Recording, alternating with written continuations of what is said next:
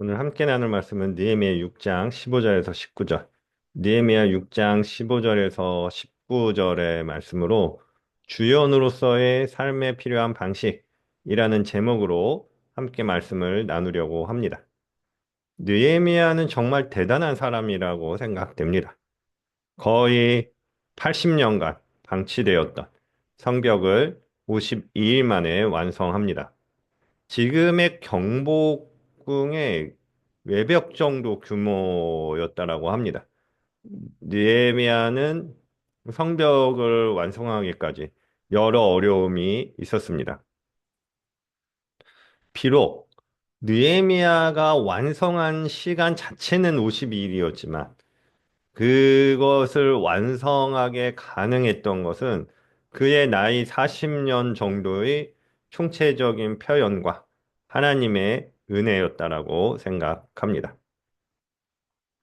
니에미아는 사람들을 생각하는 마음, 사람들의 삶에 대해서 생각하는 그 마음이 익숙해져 있는 사람이었다고 생각됩니다.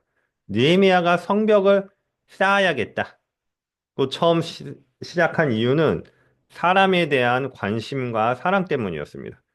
느헤미야서 1장 1절에서 4절입니다. 느헤미야서 1장 1절에서 4절. 하가랴의 아들 느헤미야의 말이라.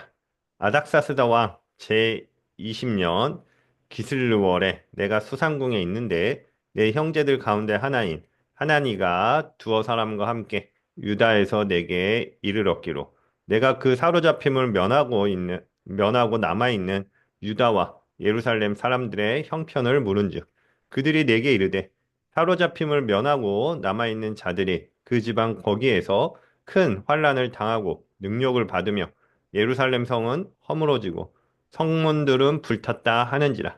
내가 이 말을 듣고 앉아서 울고 수일 동안 슬퍼하며 하늘의 하나님 앞에 금식하며 기도하여.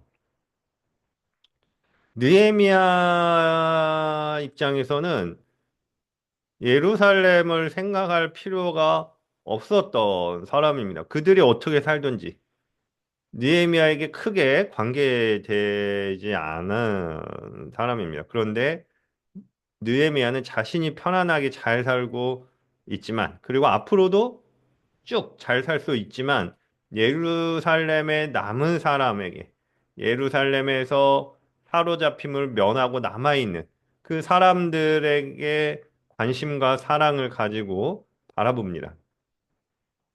느헤미야가 성경에 등장할 수 있었던 것은 여기에서부터입니다. 사람에 대한 관심과 사랑. 거기서부터 느헤미야가 성경에 등장하고 이전까지와는 다른 하나님의 경험하게 됩니다. 성경을 보면 지속적으로 보면 느헤미야가 사람에 대한 사랑과 관심이 항상 있었다는 것을 알 수 있습니다. 느헤미야서 5장 1절에서 7절입니다. 느헤미야서 5장 1절에서 7절. 느헤미야서 5장 1절에서 7절. 그때 백성들이 그들의 아내와 함께 크게 부르짖어 그들의 형제인 유다 사람들을 원망하는데 어떤 사람은 말하기를 우리와 우리 자녀가 많으니 양식을 얻어먹고 살아야 하겠다 하고 어떤 사람은 말하기를 우리가 밭과 포도원과 집이라도 저당 잡히고 이 흉년에 곡식을 얻자 하고 어떤 사람은 말하기를 우리는 밭과 포도원으로 돈을 빚내서 왕에게 세금을 바쳤도다. 우리 육체도 우리 형제의 육체와 같고 우리 자녀도 그들의 자녀와 같거늘 이제 우리 자녀를 종으로 파는도다. 우리 딸 중에 벌써 종된 자가 있고 우리의 밭과 포도원이 이미 남의 것이 되었으나 우리에게는 아무런 힘이 없도다 하더라. 내가 백성의 부르짖음과 이런 말을 듣고 크게 노하였으나 깊이 생각하고 귀족들과 민장들을 꾸짖어 그들에게 이르기를 너희가 각기 형제에게 높은 이자를 취하는도다 하고 대화를 열고 그들을 쳐서 이 부분의 배경은 남은 자들, 예루살렘의 남은 자들, 예루살렘에서 같이 살아가는 사람들이지만 그들이 모두 다 평등하게 살았던 것은 아닙니다. 그들 중에 귀족이 있었고, 또 그들 중에 민장이라고 하는 사람들도 있었고, 부유한 사람들도 있었습니다. 그리고 보통 많은 백성들이 굶주리고 있었고, 어려움을 겪고 있었습니다. 그래도 그 탄식들이 1절부터 5절까지의 이야기입니다. 핵심은 이거죠. 우리 육체도 우리 형제의 육체와 같고, 우리 자녀도 그들의 자녀와 같거늘, 이제 우리 자녀를 종으로 파는도다. 우리 딸 중에 벌써 종된 자가 있고, 우리의 밭과 포도원이 이미 남의 것이 되었으나, 우리에게는 아무런 힘이 없도다 하더라. 이런 백성들의 부르짖음, 이것을 들을 수 있었던 사람, 그리고 그것들을 듣고 귀족들과 민장들을 불러내서 꾸짖고 여러 가지 전략을 짰던 사람, 바로 그 사람이 느헤미야였습니다. 느헤미야는 기본적으로 자기 편한 것만을 위해서 살지 않고 사람들의 삶에 관심을 가졌음을 알 수 있습니다. 느헤미야서 8장 10절. 느헤미야서 8장 10절에서도 이렇게 나옵니다. 느헤미야서 8장 10절. 느헤미야가 또 그들에게 이르기를 너희는 가서 살찐 것을 먹고 단 것을 마시되 준비하지 못한 자에게는 나누어 주라. 이 날은 우리 주의 성일이니 근심하지 말라. 여호와로 인하여 기뻐하는 것이 너희의 힘이니라 하고 이런 말들 하나하나가 느헤미야가 얼마나 사람들을 기본적으로 사랑하고 사람들의 삶에 관심이 있었는지를 확인할 수 있습니다. 주연으로서의 삶을 살게 한 것. 느헤미야가 하나님의 약속도 아니었고 하나님의 명령도 아니었지만 그가 주연으로서의 삶에 올라올 수 있었던 거는 저는 그 시작은 사람들을 하나님의 마음으로 바라볼 수 있는 것, 그 관심, 그 사랑 때문이었다라고 생각합니다. 아마도 느헤미야 개인으로서는 굳이 예루살렘에 관심을 가질 필요가 없었다고 생각합니다. 힘들었고 고생했고 위험 요소들이 상당히 많았습니다. 그럼에도 불구하고 느헤미야는 사람들을 사랑하고 사람들의 삶에 관심이 있었고 그것들로 인하여 여러 가지 어려움들을 감당해냈습니다. 사람들에게 관심을 가지고 사람들을 사랑해라.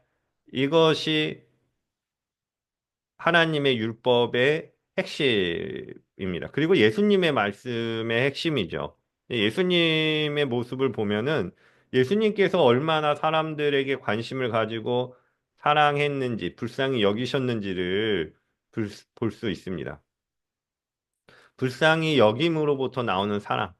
그 장면 가운데 저는 누가복음 7장에 나인성 과부의 독자를 살려주시는 장면이 기억이, 기억에 남습니다. 누가복음 7장 11절에서 15절입니다. 누가복음 7장 11절에서 15절.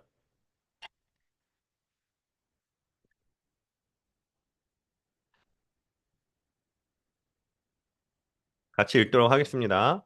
그 후에 예수께서 나인이라는 성으로 가실새 제자와 많은 무리가 동행하더니 성문에 가까이 이르실 때에 사람들이 한 죽은 자를 메고 나오니 이는 한 어머니의 독자요 그의 어머니는 과부라.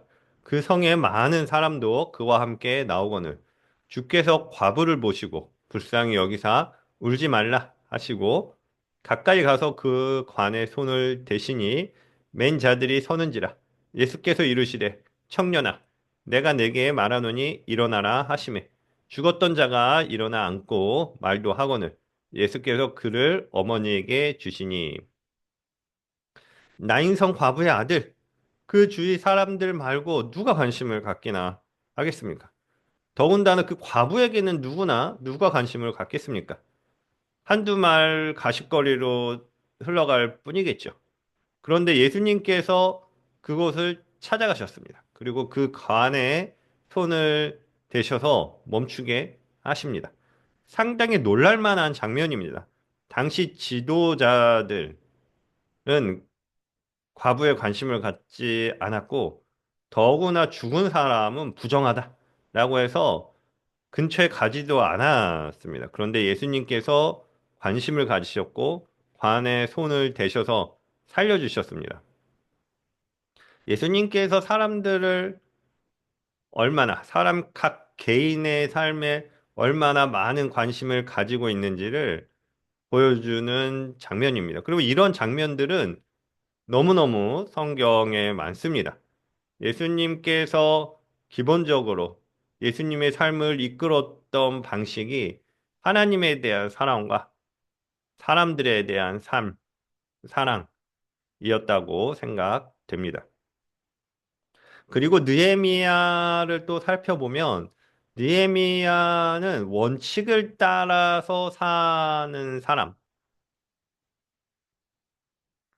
그리고 그것들이 를 합리적으로 생각하는 사람, 원칙을 따라 사는 것과 합리적으로 생각하는 것, 이 두 가지가 같이 있었던 사람인 것 같습니다. 제가 생각하기에 합리성, 여기에서의 합리성은 사심이 없고 원칙을 따라 살 때 나오는 선택이라고 생각합니다. 제가 살펴보면 사람이 합리적이지 않아서 잘못된 결정을 할 때도 있고, 왜곡된 결정을 할 때도 있지만, 많은 경우, 또는 어떤 경우에는 사심이 가득해서 복잡해지고 합리적이지 못한 결정을 할 때도 있는 것 같습니다. 우리가 누구나 생각해도, 저거는 아닌데? 라는 생각이 들 때, 자세히 살펴보고 나중에 내면을 살펴보면, 내막을 살펴보면, 개인의 이익이 들어가 있어서 합리적인 결정을, 그냥 상식적인 결정을 하지 못하는 경우가 많은 것 같습니다.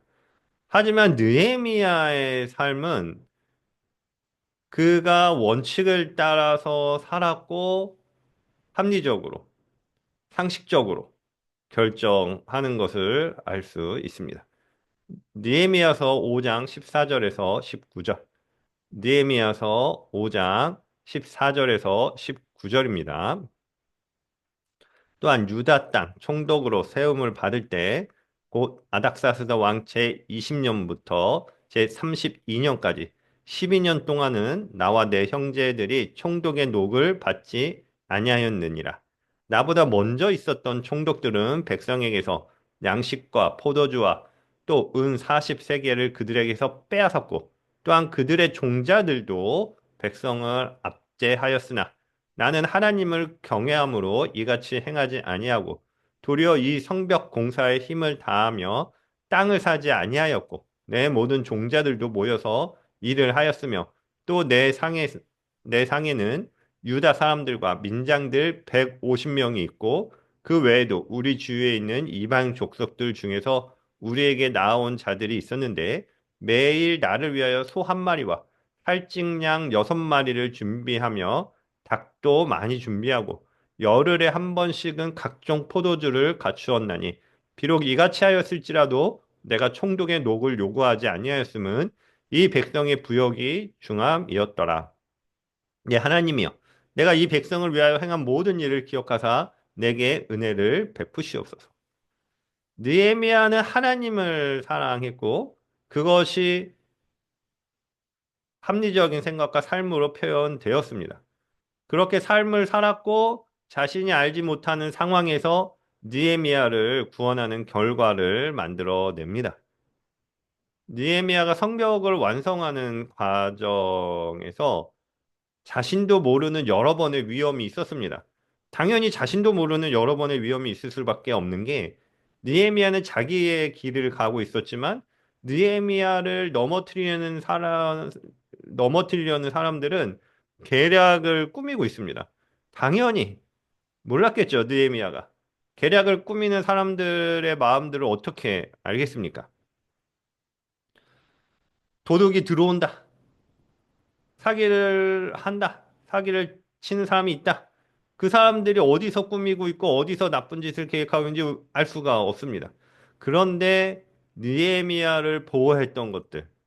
그것은 느헤미야가 자신의 삶을 원칙에 기반을 둔 합리성의 선택으로, 합리적인 선택을 했기 때문입니다. 6장 10절에서 14절, 6장 10절에서 14절, 느헤미야 6장 10절에서 14절입니다. 이후에 무엘다벨의 손자 빌리야의 아들 스마야가 두문문출하기로 내가 그 집에 가니 그가 이르기를 그들이 너를 죽이러 올 터이니 우리가 하나님의 전으로 가서 외소 안에 머물고 그 문을 닫자. 저들이 반드시 밤에 와서 너를 죽이리라 하기로 내가 이르기를 나 같은 자가 어찌 도망하며 나 같은 몸이면 누가 외소에 들어가서 생명을 보전하겠느냐 나는 들어가지 않겠노라 하고 깨달은즉 그는 하나님께서 보내신 바가 아니라 도비야와 산발랏에게 뇌물을 받고 내게 이런 예언을 함이라. 그들이 뇌물을 주는 까닭은 나를 두렵게 하고 이렇게 함으로 범죄하게 하고 악한 말을 지어 나를 비방하려 함이었느니라. 내 하나님이여 도비아와 산발락과 여선지 노아다와 그 남은 선지자들 곧 나를 두렵게 하고자 한 자들의 소행을 기억하옵소서 하였노라. 여기에 보면은 느헤미야를 무너뜨리려고 그 주위에 있는 많은 지도자들이 계략을 꾸몄습니다. 그리고 그 계략 중에 하나가 여호와의 외소에 들어가라, 성소에 들어가라, 거기서 숨어 있어라, 위험하니까 괜찮을 거야, 라고 이야기합니다. 그런데 이 성소는 제사장만 들어갈 수 있는 곳입니다. 그래서 만약에 이거를 깨게 되면 거기에 들어가게 되면 하나님을 무시하는 결과가 되는 거죠. 그러자 느헤미야가 내가 어떻게 그럴 수 있겠는가라고 하며 원칙대로 들어가지 않겠다라고 이야기합니다. 그리고 나서 생각해 보니까 결국은 그것이 거짓말이었다. 느헤미야를 흠집내기 위한 작전이었다는 것을 알았다라고 이야기합니다. 느헤미야가 원칙적으로 자신의 삶을 살았고 그게 몸에 익었고 그것들로 여러 가지 것들을 판단하고 선택했기 때문에 여러 가지 어려움 가운데서도 유혹 가운데서도 살아남을 수 있었다라고 생각합니다. 느헤미야가 모험을 걸고 성벽을 재건하기로 결정한 시기는 30대 후반에서 40대 중반 정도로 보고 있습니다. 그리고 12년이나 느헤미야가 예루살렘으로 와서 총독 역할을 합니다. 그리고 그 가운데 안 받죠. 그 녹봉을 받지 않고 돈을 받지 않고 자신의 것으로 다른 사람들을 섬기면서 살아가는 것들을 볼 수 있습니다. 페르시아에서도 느헤미야는 정치적 입지와 부가 전성기로 향하고 있었습니다. 예루살렘에 와서 성벽을 짓는다는 것, 그리고 그곳에서 총독을 한다는 것, 본인에게 크게 도움이 되지 않는 위험한 선택이었습니다. 그렇지만 느헤미야는 하나님을 사랑했고 사람들에게 관심을 가짐으로 예루살렘 행을 선택했습니다. 그리고 그 가운데 여러 어려움들이 있었지만 느헤미야를 지켜준 것은 느헤미야가 원칙에 따라서 삶을 살았던 것. 그 원칙으로 선택했던 것. 그것이 느헤미야를 보호해 주었습니다. 주연으로서의 삶을 살 때 우리가 기억할 것은 원칙에 따라서 합리성을 가지고 삶을 살아가야 한다. 그게 몸에 익어야 한다. 입니다. 야고보서 1장 14절에서 15절. 야고보서 1장 14절에서 15절. 야고보서 1장 14절에서 15절. 오직 각 사람이 시험을 받는 것은 자기 욕심에 끌려 미혹됨이니 욕심이 잉태한즉 죄를 낳고 죄가 장성한즉 사망을 낳느니라. 우리가 주연으로서의 삶을 살아갈 때 사람들을 생각하고 하나님을 따라서 살아가면서 삶의 원칙을 잘 지킬 수 있기를 소망합니다. 오늘 말씀은 여기까지 함께 하도록 하겠습니다.